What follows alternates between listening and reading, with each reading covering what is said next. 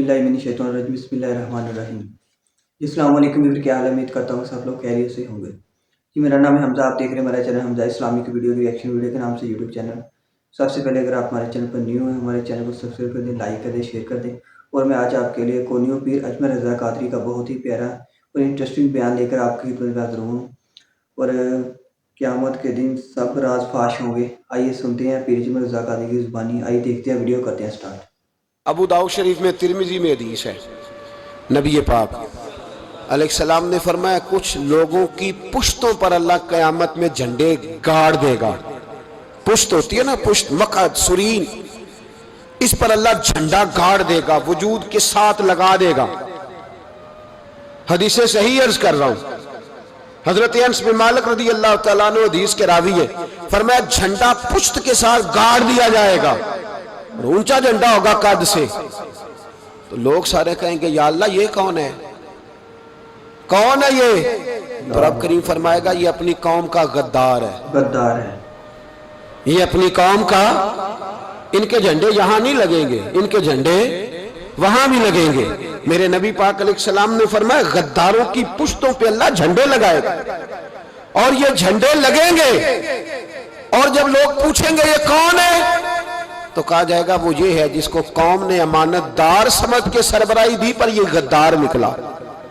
कौम ने एतमाद किया, अमानतदार समझकर ये गद्दार निकला। याद रखना, तुम्हारे झंडे लगेंगे। आज तुम्हारी गाड़ियों पे सरकारी झंडे हैं, आज तुम्हारी बड़े बाजारों पर सरकारी झंडा है। कयामत में तुम्हारी पुश्त पर गद्दारी का झंडा होगा, गद्दारी का। और मेरे नबी ये पाक अलैहिस्सलाम ने फरमाया गरीबों को अल्लाह कुव्वत दे देगा, और जो तकब्बुर करने वाले थे उन्हें अल्लाह कीड़ियों की शक्ल अता करेगा, चींटियों की शक्ल, कीड़े मकोड़े बना देगा, और गरीब पैरों के नीचे मसल के जाएंगे। वक्त थोड़ा रह गया। वहुस्सिला मा फिस सुदूर, फरमाया तुम्हारे सीने के सारे राज अल्लाह बाहर निकाल देगा। फाश हो जाएगी हर चीज, खुल जाएगा सारा, आईना बाहर आएगा, तुम्हें वो सारा कुछ भुगतना है।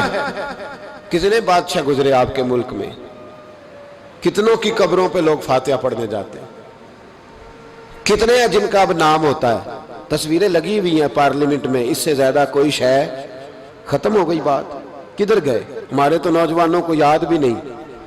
क्या क्या किसी ने कमाल कर लिया वजीर आजम बन के, क्या उसने कर लिया? खत्म हो गई बात। खुदारा जो आप हैं आप वही बयान करें, धोखा ना दे, वरना ये राज जब खुलेगा।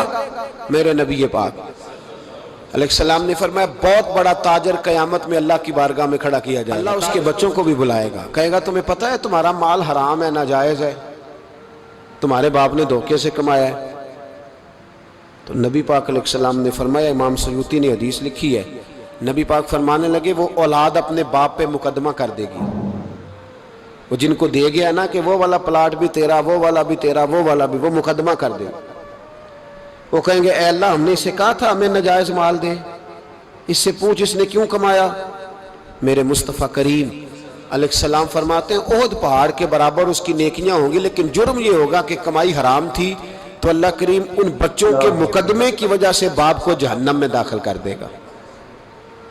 यहाँ वो सखी भी बन के गया है, यहाँ वो कहता, वो कहानियां सुनाया करता था कि मैं बड़ी मेहनत से आगे गया हूँ। वहुस्सिला मा फिस सुदूर, मैं तुम्हारे सीनों की छुपी चीजें राज खोल दूं, राज फाश हो, तुम्हें हर चीज देखनी पड़ेगी। मेरे रसूल पाक अलैहिस्सलाम की हदीस बड़ी इनफरादी इब्ने हजर ने लिखी। मैं तो इस हदीस को पढ़ के मैंने किताब बंद कर दी। मैंने कहा अल्लाह हमें माफ करे। नबी पाक अलैहिस्सलाम ने फरमाया जिसको अमीन बनाया गया और उसने खयानत की, वो किसी जगह का भी अमीन था, वो मिंबर रसूल का अमीन था या डॉक्टर की कुर्सी का, वो किसी स्कूल के इदारे का अमीन था या हुकूमत में किसी ओहदे पे जिसे अमीन बनाया गया। तवज्जो है मेरी बात पर?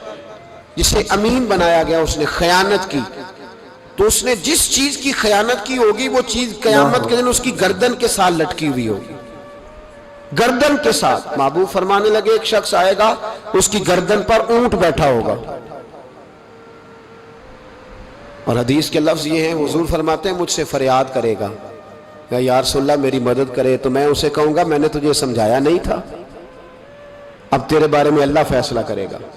پھر ایک اور شخص آئے گا تو اس کی گردن کے ساتھ، اس نے چونکہ گھوڑے چرائے تھے تو اس کی گردن کے ساتھ گھوڑے لٹکے ہوئے ہوں گے، گھوڑے، اللہ اکبر. تو وہ فریاد کرے گا حضور میری مدد کرے.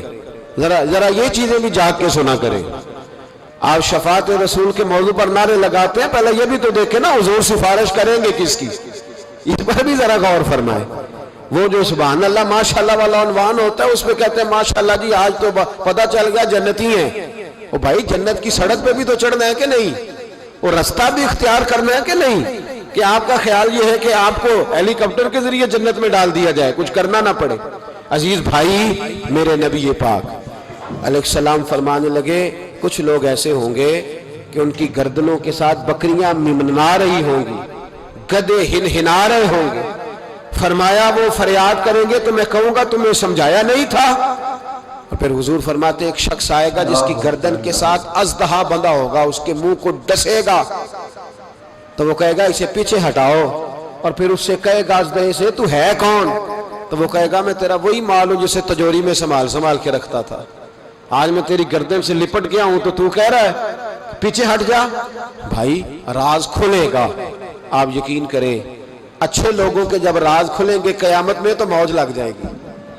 راز صرف بروں کے نہیں کھلیں گے، اچھے لوگوں کے بھی راز. توجہ ہے میری بات پر؟ حضرت اویس کرنی بھی آئیں گے جو ساری زندگی راز میں رہے. تو میرے نبی پاک فرماتے ہیں اس شخص نے مکان نہیں بنایا، گھر نہیں بنایا، لیکن جناب اویس کرنی جب جنت میں داخل ہوں گے تو اللہ 70,000 فرشتوں کا جلوس انہیں عطا فرمائے گا. اللہ انہیں 70,000 فرشتوں کا جلوس دے گا. اس جلوس میں وہ جنت میں جائیں گے. ان لوگوں کو اللہ شانیں دے گا. فرمایا راز کھلے گا، راز. قیامت کے دن کچھ لوگ ان کے چہرے 14ویں کے چاند کی طرح چمکیں گے اور انبیاء اور علماء ان کو دیکھ کر رشک کریں گے. کون ہے؟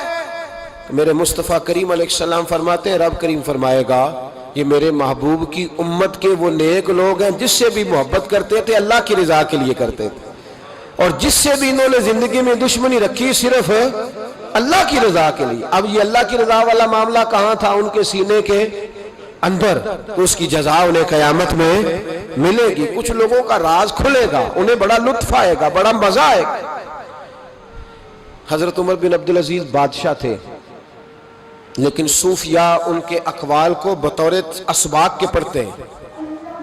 تربیت کے لیے ان کے اقوال اور احوال سنائے جاتے ہیں. حضرت عمر بن عبدالعزیز کے زمانے میں نا ایک سید صاحب کہتے ہیں میری 4 بیٹیاں تھیں تو مجھے ضرورت تھی، میری کوئی مدد نہیں ہو رہی تھی. میں درود شریف پڑھتے پڑھتے سو گیا تو مجھے خواب میں محبوب پاک کا دیدار نصیب ہوا. فرماتے میں نے استغاثہ پیش کیا کہ حضور پریشان ہوں، بیٹیوں کا باپ ہوں. تو نبی پاک علیہ السلام نے فرمایا تو عمر بن عبدالعزیز کے پاس جا.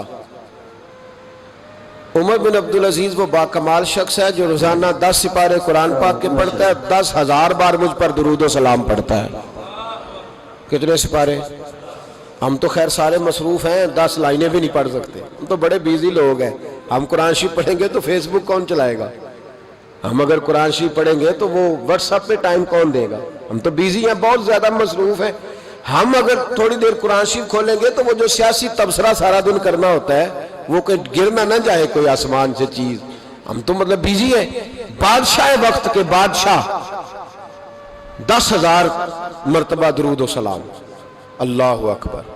بس بندہ ارادہ کر لے تو اللہ اسے موقع بھی عطا فرمائی دیتا ہے، اللہ اس کی مدد کرتا ہے. 10,000 بار پڑھتے تھے. تو نبی پاک علیہ السلام نے کیا خوبصورت بات ارشاد فرمائی.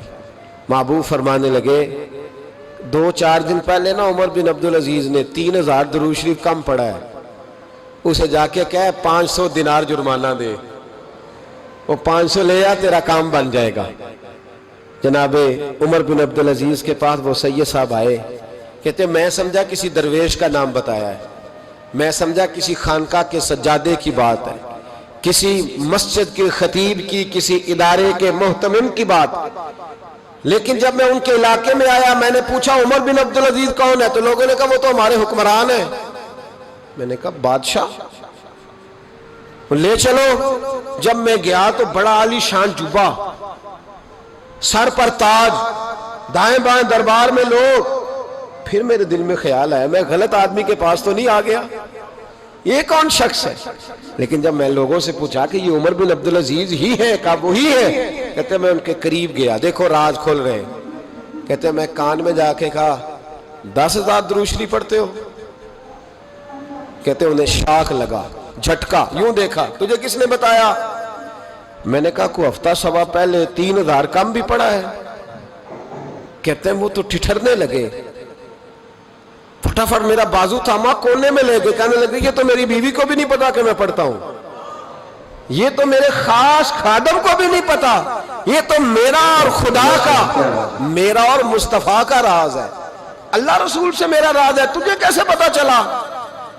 تو کہتے ہیں وہ سید صاحب کہتے ہیں میں نے ان سے کہا کہ جن کے ساتھ آپ کا راز ہے مجھے انہوں نے ہی بتایا ہے، رازدار میں ہی بتایا ہے، اور محبوب نے فرمایا میں سید ہوں، مجھے گھر میں ضرورت تھی، صدقہ زکوٰۃ لے نہیں سکتا، مجھے حضور نے کہا جا اسے کہہ تجھے 500 دینار دے، کم پڑا درود شریف؟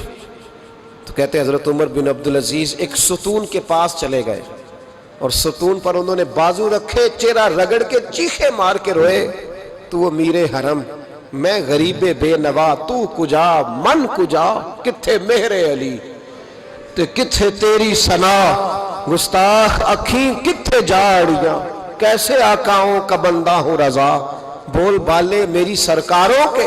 رونے لگے، اتنا روئے کہ ان کی تڑپ سے میں بھی رونے لگا۔ فرماتے ہیں میرے اندر بات تھی کہ یہ درویش ہونا چاہیے تھا، یہ ماجرا کیا ہے؟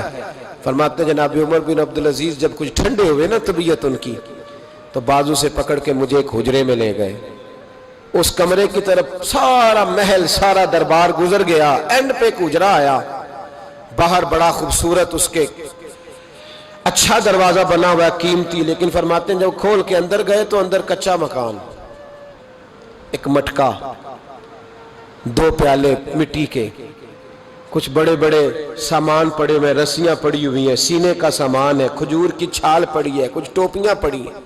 جناب عمر بن عبد العزیز نے چٹائی اٹھائی، چٹائی سے 500 دینار نکالے اور مجھے دیے، اور کہتے ہیں جب انہوں نے اوپر سے جبہ اتارا تو نیچے سے پھٹا پرانا لباس نکل آیا، اوپر سے جب انہوں نے وہ اتارا تاج تو کھجور کی چھال کی پرانی ٹوپی نکلی، تو میں نے کہا حضور یہ کیا ہے سارا کچھ؟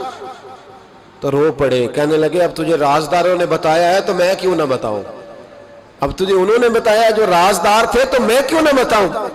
فرمانے لگے یہ جو میں نے اوپر لباس پہنا ہوا ہے نا یہ بندوں کو دکھانے کے لیے، اور یہ جو میں نے اندر پہنا ہوا یہ رب کریم کو دکھانے کے لیے، باہر اگر میں حکومت نہ سنبھالوں اور اس طرح نہ بیٹھوں تو انصاف کون قائم کرے؟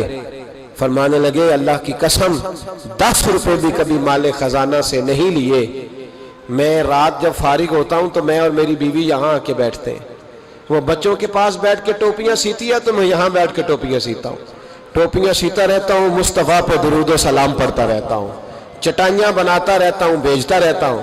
اور فرمانے لگے تھوڑے تھوڑے کر کے نا میں نے پیسے رکھے تھے، خیال تھا کہ کوئی غریب آئے گا تو مدد کروں گا، خیال تھا کہ اگر ارادہ بنا تو حج پہ جاؤں گا، مجھے کیا خبر تھی کہ میرے یہ پیسے اتنے نصیبوں والے ہیں کہ میں اپنے نبی کے حکم سے خرچ کروں گا، اپنے محبوب کے کہنے پر اتنے میرے نصیب، اتنا میرا مرتبہ اور مقام۔ میرے عزیزو ان لوگوں کے جب راز کھلیں گے، ان لوگوں کے جب راز کھلیں گے، ان لوگوں کے جب راز کھلیں گے تو انہیں اللہ بڑے درجے عطا فرمائے، ان کو اللہ بڑے مرتبے اور بڑے مقام عطا فرمائے، ان پر اللہ تبارک و تعالیٰ کی خاص رحمتیں ہوں۔ وہ لوگ جنہوں نے نام و نمود نہیں بنایا، چھپ چھپا کے دین کی نوکریاں کرتے رہے، کونے میں ہو کر کام کرتے رہے، انہیں اللہ جب اجر دے گا تو بڑا دے گا۔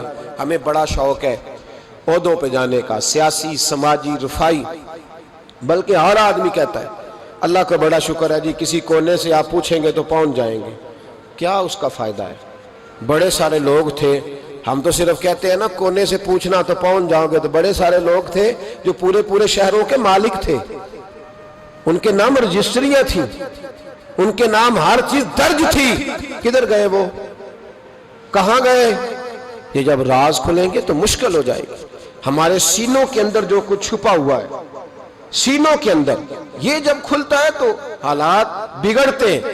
اپنی ضمیر کی آواز کو سنیں، اندر دیکھیں من کیا کہہ رہا ہے۔ ہمیں پتہ ہوتا ہے سچ کیا ہے، ہمیں پتہ ہوتا ہے جھوٹ کیا ہے، ہمیں پتہ ہوتا ہے خیر کیا ہے، ہمیں پتہ ہوتا ہے شر کیا ہے۔ ہمیں خبر ہوتی ہے کہ میں خوابوں کی دنیا میں زندہ ہوں. ہمیں پتا ہے ہم جھوٹ کے سہارے وقت گزارے, ہمارے علم میں ہے ہم کہاں کھڑے, لیکن بس زندگی گزر رہی ہے. ہم ضمیر کی آواز پر ہم اس کی آواز کو سنتے نہیں, روز دبا دیتے ہیں. نبی رحمت علیہ الصلوۃ والسلام نے فرمایا دو منہ جس شخص کے ہوتے ہیں وہ لعنتی ہوتا ہے. دو منہ. یا رسول اللہ دو منہ کس کے ہوتے ہیں؟ فرمایا ایک کے پاس جاتا ہے تو کہتا ہے تیرا ہوں, پلٹ کے دوسرے کے پاس آتا ہے تو اسے کہتا ہے میں تیرا ہوں. سب کا بنا رہتا ہے. کچھ لوگوں کو شوق ہے سارے مجھے اچھا کہیں. کیوں تجھے سارے اچھا کہیں بھائی؟ وجہ بالکل نہیں کہنا چاہیے, بالکل نہیں. اگر سارے لوگ رب رسول کے بارے میں معاذ اللہ درست نہیں ہے, بڑے کافر نہیں پائے جاتے دنیا میں. اتنی بڑی ہستیوں پر جب دنیا کا اجتماع مکمل نہیں ہو سکا تو نے یہ کیسے دعویٰ کر لیا سارے مجھے صحیح کہیں؟ کیوں تو اس چکر میں ہے؟ ساروں کا صحیح کہنا ضروری نہیں, تیرا صحیح ہونا ضروری ہے. لوگوں کا تجھے صحیح سمجھنا ضروری نہیں, تیرا صحیح, بولیے, تیرا صحیح ہونا. مکہ تو سارا مخالف تھا, عرب تو سارا مخالف تھا. اب اگر بات یہی ہوتی تو پھر ابو بکر صدیق کو چاہیے تھا نا جدھر سارے جا رہے ہیں ادھر جاتے. انہوں نے یہ نہیں دیکھا کہ لوگ کیا کہہ رہے ہیں, انہوں نے یہ دیکھا کہ میرا ضمیر کیا کہہ رہا ہے. اندر دیکھے, اندر سینوں کے راز جو چھوئے, پتہ ہے صحیح کہ کیوں جھوٹ کی زندگی گزارتے ہیں, کیوں دوگلا پالسی سے وقت گزارتے ہیں, کیوں ہم اس طرح کرتے ہیں. اندر دیکھے, اندر جھانکے, اندر گواہی دیتا ہے آپ کا کہ حق کیا ہے, سچ کیا ہے. اندر سے پوچھیں. حضرت وابسہ رضی اللہ تعالیٰ عنہ حضور علیہ السلام کے صحابی ہیں, کہتے ہیں میں گھر کے اندر تھا تو میرے دل میں خیال آیا میں حضور سے پوچھوں نا نیکی کیا ہوتی ہے اور بدی کیا ہوتی ہے, خیر کیا ہے شر کیا ہے, پوچھوں نا.